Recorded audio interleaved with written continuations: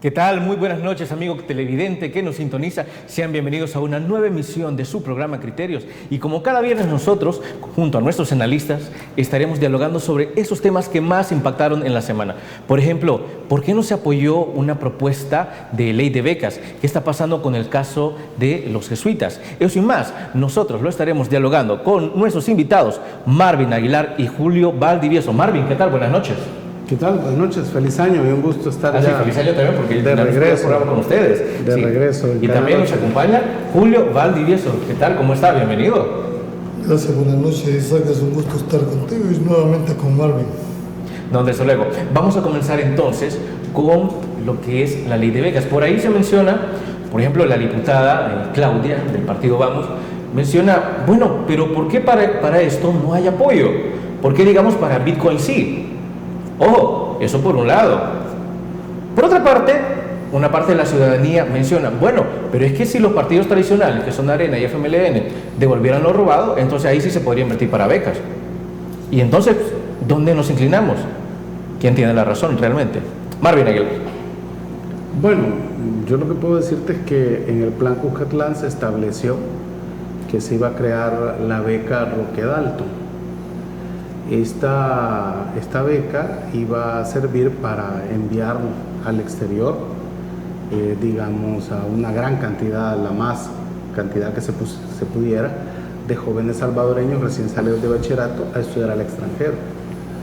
Esto se prometió iba a ser una gestión que iba a hacer el cuerpo diplomático en los diferentes países para lograr hacer una especie de bolsa de becas para, digamos, ofrecérselas a los bachilleres, ¿no? Esto, en la consideración podría haber sido las notas, ¿verdad? Es decir, la zona de, digamos, de exclusión social en la que vivieran, y eso iba a estar a cargo del Ministerio de Educación. Habría que preguntarse por qué nuestras embajadas en el exterior no trabajan en ese aspecto, ¿verdad? Para conseguir las becas. También hay que considerar que ahorita, por ejemplo, el tema de las becas ha estado paralizado por la cuestión de la pandemia, ¿verdad? Entonces es como complicado. Este tema digamos, de las becas debería de ser una consideración bastante seria de cualquier gobierno, no solo de este. Porque, por ejemplo, una de las maneras de unir a la diáspora con el país es teniendo en cuenta que si son 3 millones de salvadoreños los que están en el exterior, estos han tenido un promedio de 2, 3 hijos, estamos hablando de 9 millones de salvadoreños que tienen derecho a la nacionalidad, que no han nacido aquí y que no conocen su país. Entonces una beca de intercambio con estos muchachos que han nacido, hijos de salvadoreños que han nacido fuera del país, viniendo a visitar en los periodos de la vacación de verano, que es el sistema que tienen en Estados Unidos y Europa, podría ayudar a que se conociera más, digamos, ellos el país, poder ellos animarse a sacar el DUI o el pasaporte salvadoreño, reclamar esa nacionalidad a la que tienen derecho, y podríamos en un futuro estar repatriando cerebros, es decir, haciendo todo lo contrario a lo que sucede en la actualidad, que es que se van del país. Es la fuga, ¿no? Entonces, exactamente, por motivos económicos. Pero los salvadoreños que han nacido en el exterior son casi 9 millones de salvadoreños. Entonces, que no están registrados y que debería de pensarse como una especie también de regreso al país, esta clase de salvadoreños que han nacido, que no tienen problema económico, claro, ¿verdad? Que tienen los que se van y que podrían significar el regreso de personal calificado, es decir, profesionales, gente bilingüe, e incluso comerciantes que pueden venir a invertir. Yo creo que enfrascarse en el hecho de que no hay dinero y no tratar de buscar cómo se puede solventar ese problema es un error por parte de los políticos, tanto los que exigen que se implementen las becas como también los que dicen que no hay dinero para eso. Entonces, porque dinero hay, lo que sucede es de que se destina o se priorizan otras cosas, ¿verdad? Entonces eso es, claro, digamos, esa sería como mi apreciación, claro, en torno a esto. Hay una discusión también sobre qué funciona más. Por ejemplo, tú sacas a un muchacho de una comunidad y lo becas al exterior. Bueno, pues allí vas a beneficiar a una persona. Pero si llevas a un profesor bien calificado, por ejemplo, de inglés o de matemáticas, que es una de las cosas que el país necesita fortalecer, a una comunidad, entonces le dará clases a 20, a 30 muchachos. Entonces también hay que establecer cuándo puede ser viable una beca, a qué carreras es que hay que apostarle para enviar a los salvadoreños al exterior, y cuándo hay que, digamos, invertir mejor en vez de una beca en un buen profesor, sí, claro, que puede trasladar más conocimiento a más personas. Sí, claro. Julio Valdivieso, ¿la educación ha pasado a segundo plano o a qué nos estamos enfrentando? Creo que el principal problema que enfrenta el país es la educación. Y creo que si no se resuelve ese tema, los demás van cuesta arriba. Y te lo digo con propiedad, conozco, porque he sido profesor por más de 20 años de universitario, conozco las deficiencias. Y hoy en la mañana en otro programa establecíamos esa necesidad de evaluar las clases presenciales. Si antes teníamos profesionales medianamente formados, a pesar de que había presencia en las universidades, estoy hablando educación superior, ahora mucho menos. Creo que hay un mal enfoque. El tema de las becas no es la educación propiamente dicha. La beca es como un incentivo para aquellas personas que por razones económicas no pueden continuar sus estudios, pero que tienen un talento, dijéramos, o traen alguna habilidad para determinada actividad académica. Yo siempre he creído que hay que diferenciar entre las personas que traen para hacer una carrera universitaria y el defecto que tiene nuestro sistema de educación en el sentido de no crear una especie de tecnológico que pueda argumentar. Mira, anualmente el país produce entre 70 y 90 mil bachilleres, de los cuales la Universidad Nacional solo tiene capacidad entre 10 y 12 mil estudiantes. ¿Qué pasa con el resto de 60, 70 mil que no tienen opción? Y dentro de eso, todos tienen un tabú mental en el sentido que si el papá es médico, el hijo tiene que ser médico, ingeniero. Hay gente que su naturaleza no trae para una carrera universitaria, pero sí trae para ser un buen electricista, que muchas veces ganan mejor que un profesional. Segundo punto que hay que hacer, el muchacho cuando entra a la universidad, y me ha tocado cuando hemos formado alumnos, que cuando salen, y voy a hablar del caso muy particular de mi carrera de abogados, he sido decano en la Facultad de Derecho, conozco, ahorita hay 45,000 abogados en el libre ejercicio de la profesión. No sé de las demás, pero te voy a decir, cuando este muchacho sale de la universidad, cree que le va a cambiar el mundo y termina trabajando en un call center o en un Uber, frustrado contra el sistema y sin oportunidad de que la sociedad pueda absorber.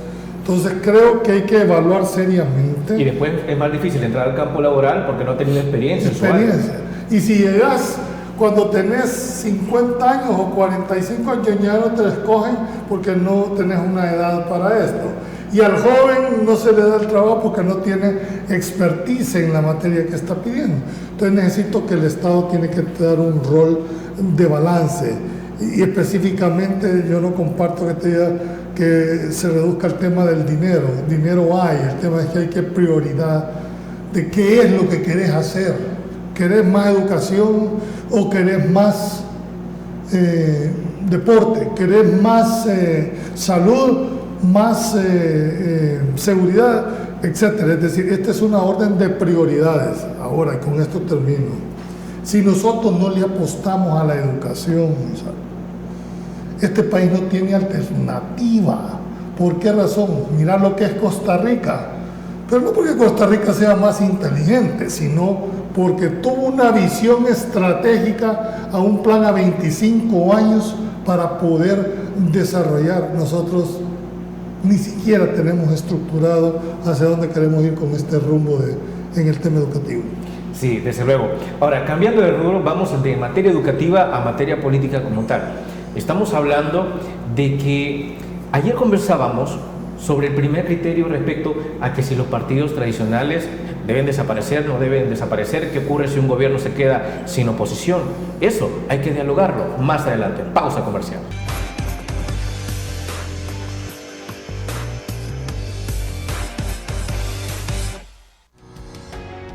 Sambar, una empresa que cree en la sostenibilidad ecológica y en la cultura de productos biodegradables en El Salvador, decididos a proveer las mejores soluciones en limpieza, porque cuidar el medio ambiente es tarea de todos.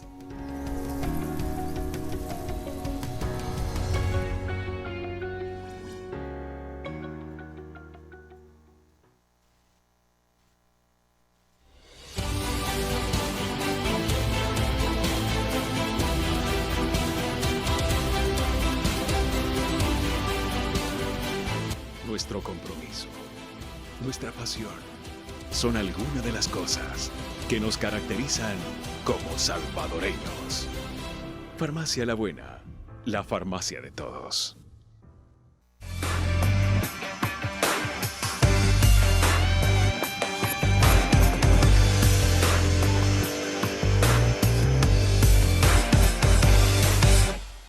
Algo que nos encanta aquí en Criterios es comparar las versiones de nuestros diferentes invitados.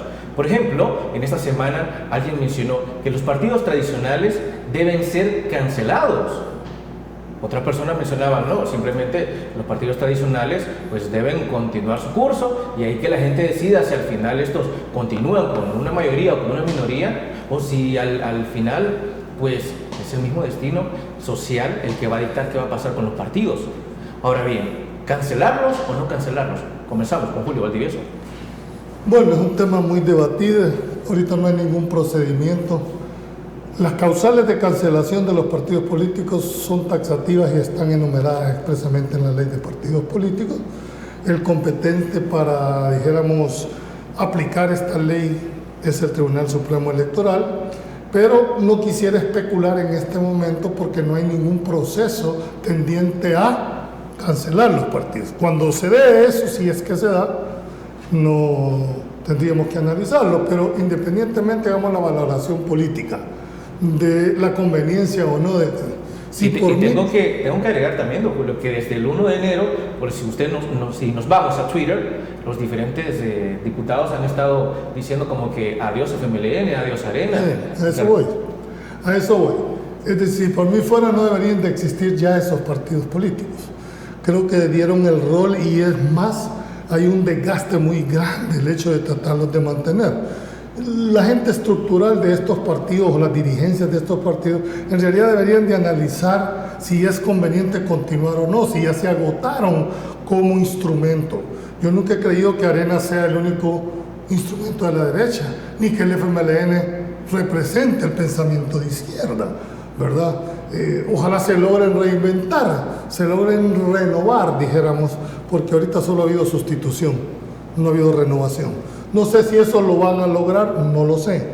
Ahora, estratégicamente y políticamente, creo que a Nuevas Ideas no le conviene una cancelación, y estoy hablando estratégicamente, sí, claro, vía resolución, porque inmediatamente van a interpretarse que van en contra de los partidos, que no quieren gente en la oposición, etcétera, etcétera. Es decir, ahí estamos hablando de cancelar a los partidos tradicionales, Arena y FMLN, es darle más herramientas para aquellos que critican al gobierno. Es decir, aquí hay un autoritarismo. Es decir, yo preferiría que fuera la misma población la que le diera el santo y seña al final a estos dos partidos, si es que ya llegaron a una, pero eso va a ser una decisión política en su momento. Ahora, si en realidad existen causales suficientes para decir, mire, se cometió un ilícito y por consecuencia debe venir la cancelación, ni modo. Es decir, la ley es una cosa y la valoración política es la otra. Yo solo estoy planteando la parte estratégica, claro, que debería de evaluarse, porque no es conveniente, honestamente, no es conveniente hacer ahorita una valoración de un proceso que todavía no se ha gestado. Y hoy lo aclaraba también Marvin en otro programa, que esto sucedió producto de un par de tweets que pusieron algunos diputados, entiendo yo, diciendo el próximo año prepárense, viene la cancelación de los partidos. No, me lo dijeron así. ¿Ah? O sea, es que unos diputados tuitean sobre prepárense para lo que les viene este año. No han hablado del tema de cancelación. Luego, dos periodistas empiezan a decir, esto lo que quiere decir es que van a cancelar a Arena y al FMLN, y juntan Twitter del presidente Bukele y de los diputados para, digamos, argumentar que lo que viene es la cancelación de los partidos, de estos dos partidos políticos. Ahora bien, vamos a ver, tú y yo lo hemos discutido esto en varios foros.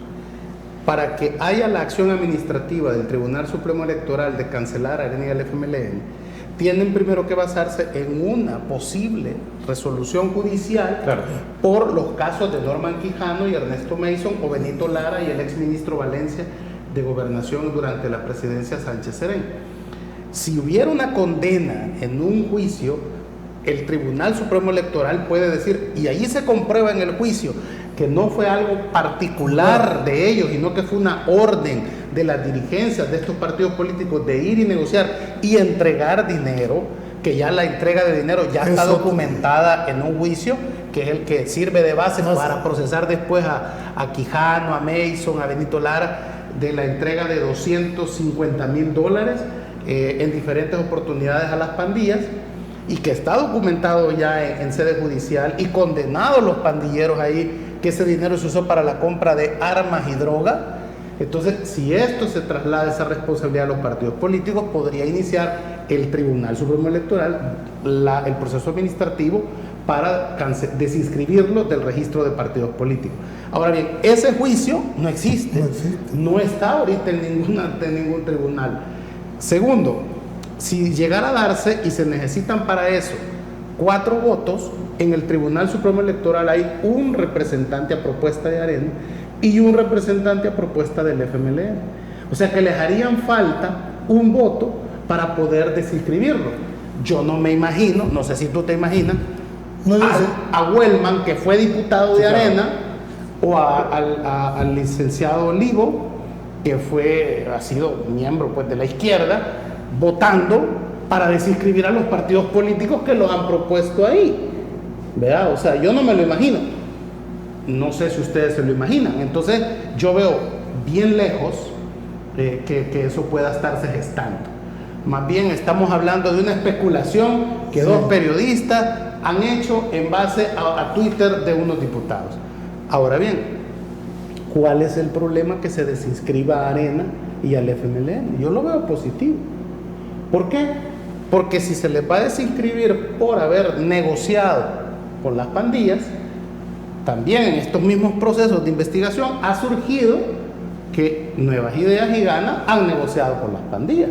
Entonces lo que estaríamos es sentando un precedente importante para que todos los partidos políticos que han negociado con las pandillas, tarde o temprano sean desinscritos del registro de partidos políticos. Ahora, ¿cuál es que se desinscriban todos los partidos políticos? Hombre, está bien, si son los partidos políticos y las encuestas que nos dicen la gente no confía en los partidos políticos, entonces estaría bien que desaparecieran y que se formaran nuevos partidos políticos. Y yo quiero citar aquí 2 ejemplos de la América Latina. Chile, por ejemplo, el presidente electo Boric viene, Julio, del Partido Comunista Chileno, fíjate. Entonces, y crean un nuevo partido de izquierda alejado de lo que es el movimiento de Michelle Bachelet y toda esa izquierda chilena, y ganan la elección.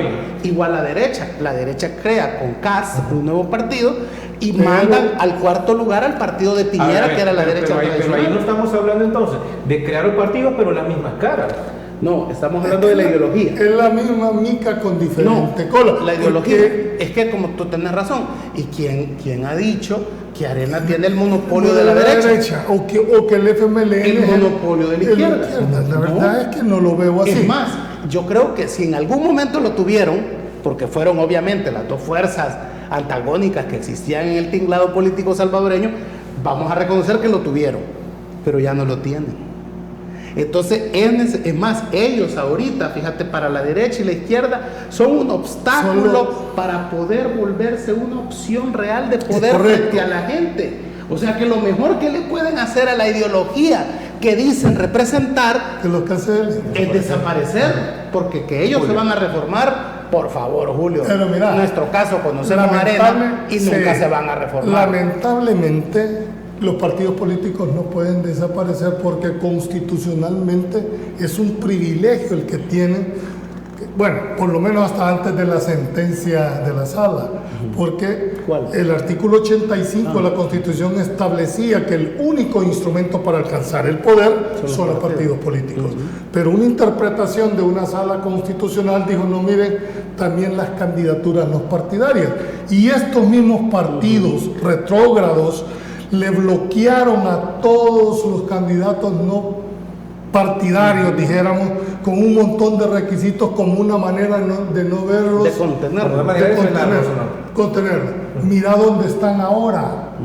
¿Me entiendes? Que si se hubiese potencializado o minimizado, mejor dicho, los requisitos para postular una candidatura independiente, la gente tuviera opción. Pero ¿qué va a pasar el día, ya sea que por voluntad propia o por una decisión procedimental desaparece? Se dice, ¿cuál es la opción? Se dice que el presidente Bukele bloquea las marchas, ¿tá? Porque les manda retenes policiales, militares y todo. Pero el principal bloqueo que tiene el movimiento ciudadano que se está formando es precisamente que no pueden participar políticamente porque Arena y el FMLN dejaron tantos obstáculos para candidaturas no partidarias que hoy ese movimiento de oposición, que es más creíble que Arena y el FMLN, no puede participar. Fíjate qué complicado. Entonces, ¿cuál es el bloqueo? ¿Que el presidente les mande los retenes policiales? No. ¿O el bloqueo que no los puede dejar convertirse, o sea, pasar de la protesta a la propuesta? ¿De qué sirve que No van a griten, poder. pataleen? Sí. Que es una expresión válida, si Claro, querés, claro. pero políticamente insignificante. No pueden, ajá. Pero ahora, vaya a ver. Y eso ahora- es por culpa de Arena y el FMLN. No, claro, vaya, pero ahora mi pregunta es, si Arena y FMLN dejaron estos bloqueos, pero estamos hablando de que la sala de lo constitucional, estamos hablando que la asamblea, el ejecutivo, o sea, están acorde al mismo partido, entonces nos estamos tardando en hacer estos cambios realmente. Eso hay que dialogarlo, pero luego de la pausa comercial.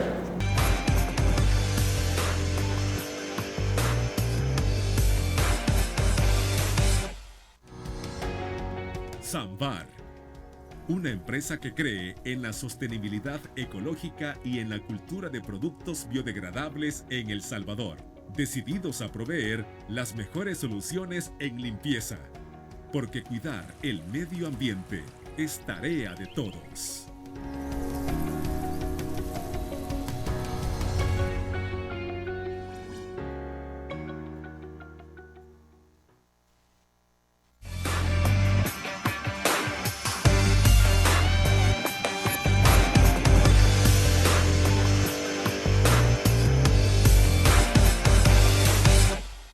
A ver, nosotros estábamos analizando en el bloque anterior criterios realmente interesantes respecto a cómo se encuentra el sistema de partidos en El Salvador. Estamos hablando de que actualmente, evidentemente, que en los partidos tradicionales nadie confía, pero también hay otro sector que simplemente ni confía en los tradicionales ni confía en los nuevos. Entonces dialogábamos de que los partidos tradicionales habían establecido un bloqueo incluso para las candidaturas no partidarias. Entonces, ¿hacia dónde nos estamos conduciendo? Julio Valdivieso. Marvin dijo algo que es cierto. Yo creo que el FMLN y Arena no previeron esta situación que estaba porque tenían tanta la seguridad que una tercera opción no iba a ser el que rompiera el bipartidismo. Y se dedicaron, y te lo tengo que decir con esta, yo tengo amigos en ambos institutos, pero creo que cometieron el error histórico de bloquear las candidaturas no partidarias.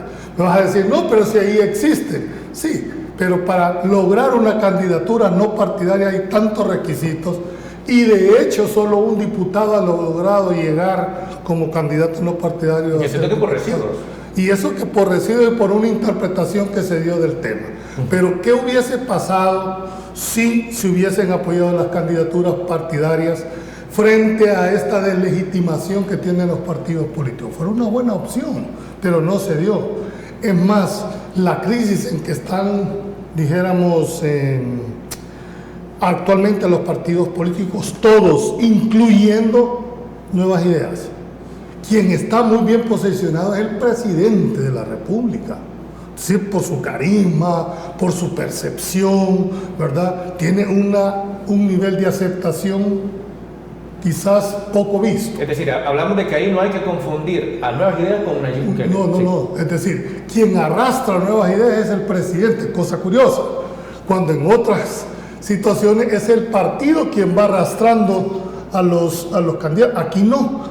A pesar de que lleva sobre su tercer año, la percepción que tiene la ciudadanía del presidente de la República, lo dice la misma encuesta de la prensa gráfica, es excelente.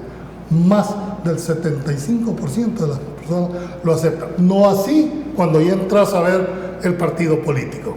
Totalmente diferente. Es decir, entender que en estas elecciones la gente votó por el presidente, no por los candidatos, con el respeto que hay unos buenos, pero ni siquiera por el planteamiento programático que llevaba cada uno de ellos, que dicho sea de paso, yo no lo conocí, no sé si Marvin, que en un momento determinado estuvo en la pelea interna, pero yo no conozco el planteamiento programático de los diputados que están ahorita electos, ¿no? Y se volvió a confirmar incluso en los alcaldes. Gente votó por la N de Nayib, por el presidente, pero no por el alcalde y por el diputado, ¿verdad? Eso va a tener una distinción diferente hoy en esta elección del 2024. Ya la gente ya les dio el espacio, nunca habían gobernado, ahora el ejercicio del poder desgasta, entonces veremos cómo la ciudadanía... Ahora, les planteo una pregunta. Con eso que estamos hablando entre Nuevas Ideas, el presidente Nayib Bukele, ¿quién va a desgastar a quién? ¿Quién va a desgastar a quién? ¿El partido desgasta la imagen del presidente o al final el partido no vive sin el presidente? Bueno, lo que nos dice lo que nos dice la historia es de que los presidentes, obviamente, desde el poder que tienen en el manejo de la publicidad, desde Casa Presidencial, se retiran con altos índices de popularidad. Así lo hizo Saca, así lo hizo Mauricio Funes, se retiraron con altos índices de popularidad. Quien asume el gran costo, generalmente en política en el país, ha sido el partido político. Vea, por ejemplo, Funes logra subir al FMLN casi 500,000 de votos más y con eso gana la presidencia, pero el FMLN nunca logra tener, por ejemplo, mayoría simple. 43 diputados, no pasó de 37, creo que fue lo más que no, 32 llegó a tener el FMLN. Entonces, lo más que llegó a tener fue 32 diputados. Entonces, y esto es porque la gente no confía, digamos, en los candidatos a diputados hasta ese momento, y la gente no quería darle el poder total a un solo partido. En el 2021 cambió eso. La gente no le importó quién iba de candidato, sino en darle el poder total al presidente Bukele. Y por eso es, digamos, el resultado electoral histórico que tuvo Nuevas Ideas en el 2021.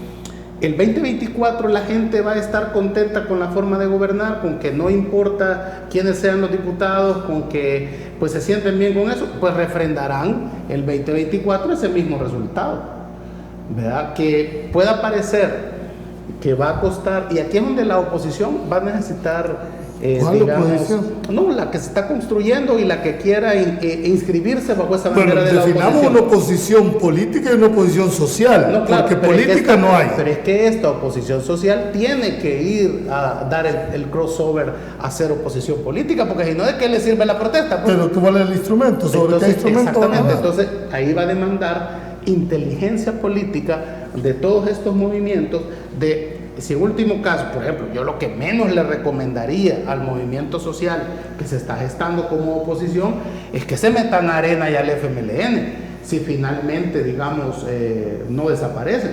Hay que dejar que Arena y el FMLN participen y saquen lo que tengan que sacar, pero que este movimiento se alinee, que vayan candidatos a diputados con Arena y el FMLN provenientes de este movimiento, yo diría que van a quemar al movimiento. Entonces, ahora, otra opción, no participar. Creo que la oposición en El Salvador debe de ver el caso de la oposición venezolana. La oposición venezolana dijo, no, aquí es imposible ganarle al chavismo. Y comenzaron a decir que no había que participar porque no habían condiciones en Venezuela. Y convencieron a sus votantes de que las elecciones no servían para nada. Y fue cuando el chavismo ganó toda la asamblea, pudo nombrar toda la Corte Suprema de Justicia, todo el Tribunal Supremo, se quedó con todo el poder. Entonces, a los años vuelven a querer participar. Y las condiciones eran las mismas. Entonces, ¿qué había cambiado? Nada. Pero les costó mover a sus votos. La gente ya no les creía hoy a ellos que hoy sí ya estaba todo bonito y se podía votar, cuando antes les habían dicho que no se podía votar porque había condiciones. La oposición salvadoreña tiene que evitar caer en el error de la oposición venezolana, ¿verdad? Está bien que haya una atomización de las demandas, pero deben de buscar un terreno común para hacer un bloque. Pero además de esto, deben de evitar el problema de caer en la oposición que cayó en la oposición de Nicaragua, porque eso está ya más o menos comprobado que te lleva a un fracaso electoral. Pero no es eso lo que estamos viendo. pero planteate... Aún no, porque la oposición actual no se ha organizado como una alternativa política. A ver, diferenciemos dos cosas, la oposición político-partidaria y la oposición social, que yo le llamo. O sea, donde están todos los movimientos, personas independientes. Oposición política no hay, es más, los tienen relegados, como muchos dicen, o es, más bien dicho, esa es la palabra, son irrelevantes para efectos de la Asamblea Legislativa en cuanto a las decisiones, no en cuanto a la participación. Yo siento que 2 diputados pueden ser la diferencia, y de hecho sucedió hace mucho tiempo cuando 2 grandes juristas formaban parte de la Asamblea Legislativa, daban cátedra en el manejo, y eran 2, por supuesto que no incidían en las decisiones, pero forzaban por lo menos a analizarlas más, porque caerían. Creo que uno de los grandes defectos que tiene esta Asamblea Legislativa es precisamente la parte de formación política, la falta de técnica legislativa para el abordaje de determinadas situaciones. Entonces, cuando hablan de la oposición, primero hay que plantearse qué tipo de oposición querés. Una oposición propositiva, una oposición que en realidad no sea una forma o un escalón en el cual no permita debatir las cosas. Entonces nos hace falta mucho, y todo esto yo lo reduzco en una sola cosa. Todos los partidos, incluyendo a los 2 tradicionales, cayeron en el error de no continuar con la formación política de sus cuadros. No hay formación política, y no me estoy refiriendo ideológicamente, claro. Estoy refiriendo a la formación política del cuadro. ¿Qué principios abrazás? ¿Qué ideología abrazás? Eso no es cierto de que no debe existir y que ahora a los millennials les importa la ideología. No, señor, siempre tiene que haber algo que abrazar. Claro. Sé que hay más que hablar del tema, pero eso, luego de la pausa comercial. Volvemos.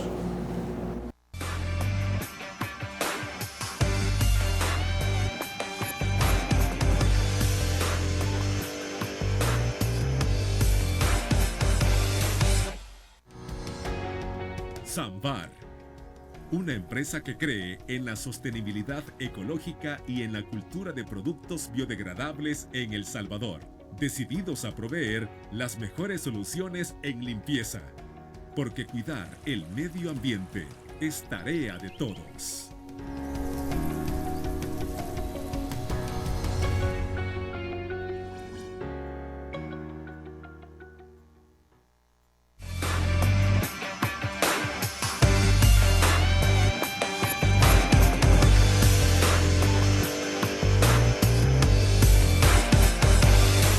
Realmente estos bloques han estado bastante interesantes respecto al tema de cómo estamos en cuanto a partidocracia. ¿En verdad los partidos políticos siguen teniendo una ideología? ¿Será que ya comenzaron pero sin tener ni siquiera claro qué es lo que están buscando? Marvin Aguilar. Bueno, yo lo que puedo decirte es de que no se puede decir que no haya ideologías a nivel de, digamos, de los políticos en el país, porque más allá de que alguien se declare de una ideología en particular, lo podremos definir en el momento como actúa a la hora de ejercer el poder. Ahí está la ideología tal cual, ¿no? Se ha dicho mucho que una cosa es la persona y otra el candidato, y que cuando gana quien gobierna es la persona, no el candidato que te vendieron. Por ejemplo, el gobierno actual tiene características de ser un gobierno de derecha, no es un gobierno de izquierda. Un gobierno de izquierda, por ejemplo, no le hubiera dado asilo a 2 periodistas cubanos expulsados por el régimen. Pero de la isla. perdona que te interrumpa ahí. Yo creo que ese tipo de acciones hay que felicitarlo. No, pues Yo sí. personalmente felicito al presidente por el hecho de haberle dado el asilo político a 2 disidentes de una clara dictadura. Claro, claro. Entonces, vea, pero Pero no por eso digas que el gobierno es de derecha, este actual gobierno. Pero es que ellos iban en ruta a Entonces, ¿qué Nicaragua gobierno y el tiene el gobierno de Nicaragua, que es de izquierda, no los quiso recibir. Pero por otras razones, pero no porque ideológicamente pero sea quedaron, así. no, porque eran disidentes del gobierno de la isla, entonces de Cuba. Entonces, hay una afinidad ideológica que hace que no entren. Entonces, el tema del Bitcoin es una política económica liberal. Entonces, obviamente, eso es de derecha, no es de izquierda. ¿Verdad? Entonces, de alguna manera, ese culto a las infraestructuras, ¿verdad? Entonces, solo tiene la derecha y la izquierda, ¿verdad? Entonces, ¿qué es lo que tenemos? Que lo que tiene Arena y el FMLN realmente es una crisis ideológica, ¿verdad? Porque han sido los partidos más ideologizados que hemos tenido, pero lo que tienen es una crisis ideológica, porque no... ¿Y se pueden reponer de esa crisis? No, en mi opinión no se puede. O sea, ellos no van a poder superar eso. Entonces, primero porque en Arena está claro que no ha sido un partido de ideología, ha sido un partido de intereses. Y una vez que se retiran los financistas de Arena, los grandes financistas de Arena, el partido tiene, por ejemplo, un bache como de $8 millones que deben y que ¿cómo lo van a pagar? Entonces, eso alguien tiene que llegar y pagarlo. El FMLN tiene un problema ideológico donde su propia gente lo ha abandonado. Pues. O sea, si la gran base de Nuevas Ideas viene del FMLN. Entonces, no creen en el FMLN. Por eso es que digo yo que no puede tener ser calificado como de derecha este gobierno, ¿verdad? Porque su base, su gran mayoría. Pero es que hay una cuestión. Digamos, la base de Nuevas Ideas en su mayoría viene de la izquierda. Pero sorprende cómo este grupo de izquierda, que viene de la izquierda, respalda desde la figura del presidente Bukele acciones de un gobierno de derecha, totalmente. Eso hay que sentarnos y analizarlo en otro programa aparte. Pero ¿por qué este grupo de izquierda apoya políticas de derecha desde la figura del presidente Bukele? Porque había una esperanza de que el FMLN era un partido de izquierda e iba a llegar a cambiar el sistema, las cosas, todo lo que Arena no quiso cambiar. El presidente Bukele ha vendido la imagen de que él sí está enfrentando a esos grupos de poder, al procesarlos, al meterlos presos, al perseguirlos. O sea, había una especie, Julio, dentro de la población, o si tú quieres, dentro de una parte de la población, de que había que vengar los 30 años que han mantenido al pueblo salvadoreño en la situación que hay actualmente. O sea, es decir, también el hecho de la corrupción. Entonces la gente quería, si tú quieres, como se decía en la antigua Roma, quería que alguien fuera lanzado a los leones. Y Arena y el FMLN se negaron sistemáticamente a lanzar gente a los leones. No querían hacerlo. Entonces, incluso que se reabre el caso Jesuitas, 32 años después, viene a abonar más a esa idea donde la gente te dice, vaya, se está haciendo justicia. O sea, ¿qué va a significar? Tú lo sabes. Sentar a Alfredo Cristiani en el banquillo de los acusados. ¿Qué va a significar eso para la derecha, para la historia del país? El presidente de la paz. Entonces, esas son cosas que la gente ve. O sea, si querés enviarme, combatir la impunidad, esos mensajes que envía el presidente Bukele, la gente los capta como que está combatiendo la impunidad y eso lo hace más popular. O sea, digamos, la oposición debe de ser muy inteligente para analizar esa jugada y quizás no criticarlas, fíjate, sino que sumarse a esas acciones que el presidente Bukele hace en el sentido, esto está bien y esto está mal. En ese punto, tengo que decir, creo que tanto la oposición, como el movimiento social deben de entender una cosa, que el verdadero poder en este sistema no está en el Ejecutivo, como erróneamente se nos había hecho creer que el régimen presidencialista era el verdadero poder, está en el órgano legislativo. ¿Por qué razón? porque controlando el órgano legislativo, controlar todas las elecciones de segundo grado que van a terminar en elección del órgano jurisdiccional, Claro. Ministerio Público, Corte de Cuentas de la República. Es decir, Estamos hablando del monopolio del poder, un monopolio. es decir, los pesos y contrapesos, sí, pero legitimados. Claro. Es decir, el hecho de que tengas el poder total es porque te han dado el derecho al nombramiento, de que no los compartamos, el método y la fórmula es diferente. Pero lo mismo tenía Arena ahí al frente, solo que se unían. En este caso, un solo partido no tiene necesidad de consensar. Yo siempre he creído que el poder de las minorías es el consenso, ¿verdad? No necesitan eso porque tienen la suficiente correlación de fuerza para la decisión, pero que a mí me vengan a decir que antes no se hacía lo que se decían los dos, solo que se ponían de acuerdo. Aquí solo es uno. Claro. Pero al final es exactamente lo mismo. Se hace exactamente lo mismo. Ok, excelente. Lo que Caballeros, Julio les está queriendo decir a la oposición, por si no se entendió, es que concentren sus energías y sus aspiraciones en ganar diputados. La oposición necesita entre 30 y 35 diputados para 28 es el tener, número mágico. para tener Ok. el control de la mayoría calificada. Ok, y ya vamos. con eso Sí, cualquier claro. gobierno tiene que sentarse a negociar con ellos. bueno, vamos a tratar de analizar eso luego de la pausa comercial. Ya volvemos.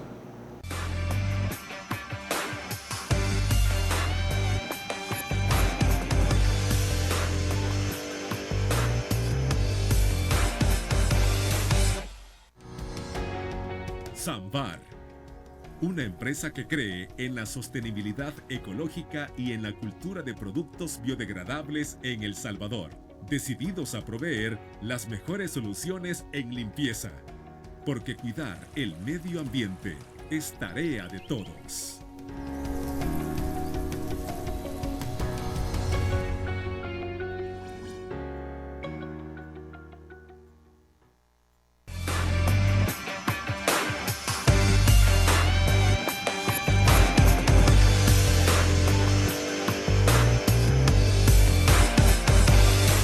Decíamos en el bloque anterior, más bien se decía en el bloque anterior, que la oposición necesitaba entre 28 y 30 diputados. ¿Será eso posible para el 2024, caballeros? Julio Valdivieso. Bueno, el número mágico que a lo que aspira todo partido político es a tener como mínimo 28 diputados, ya sea de manera individual o de manera colegiada, es decir, a través de alianzas, a través de acuerdos.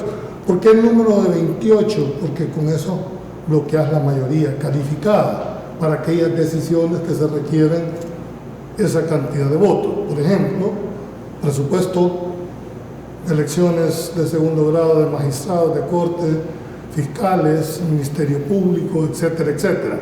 Entonces todos le apuestan a eso, a obtener por lo menos 28 diputados. El FMLN tuvo 32, en la segunda oleada lo bajaron a 22, ¿verdad? Arena subió a 37 y de 37 lo han bajado ahorita a 14, lo que en estos momentos está.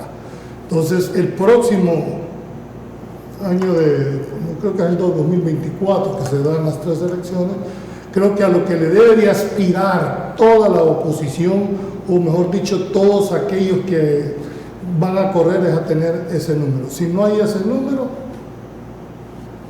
no va a haber ningún cambio. Claro. Marvin, ¿eso es posible? Sí, yo creo que, digamos, lo que vamos a ver en el 2024 es o se ratifica lo que se hizo el 2021, la gente dice nos parece bien que Nuevas Ideas tenga el control de toda la Asamblea Legislativa y por ende, digamos, todo el aparato del Estado, o van a decir, miren, fíjense que no, que hemos visto que no es correcto que un solo partido tenga, digamos, el control total del Estado. ¿Qué puede llevar a la gente a tomar esa decisión? Creo que es el factor económico. Este año es decisivo para la administración Bukele en el sentido de, más allá de las obras de infraestructura que puede estar inaugurando, va a haber que pesar cómo la gente percibe su mejora económica. Es decir, las encuestas dicen que la gente asocia al presidente Bukele con la alegría y la sorpresa. Sí. Entonces debe de trasladarse eso a que la gente perciba al presidente Bukele como Él está trabajando para que yo viva mejor. Eso va, digamos, a fundamentar en el 2024 que la gente le vuelva a dar la misma cantidad de poder que le ha dado en el 2021. La situación económica va a ser, digamos, para mí el talón de Aquiles de esta administración. Sí, desde luego. Bueno, caballeros, sé que hay muchísimo más de qué hablar y nos gustaría que el programa fuera más largo, pero el tiempo se nos ha acabado. Julio Valdivieso, un placer. Gracias, Isaac. Marvin, televidentes, un gusto. Marvin Aguilar, encantado. Un gusto. Buenas noches a los televidentes de Canal 8. Y a ustedes, amigos televidentes, gracias por habernos sintonizado una vez más y como siempre recuerden que en materia económica, política y social, el criterio más importante siempre lo va a tener usted. Que descanse.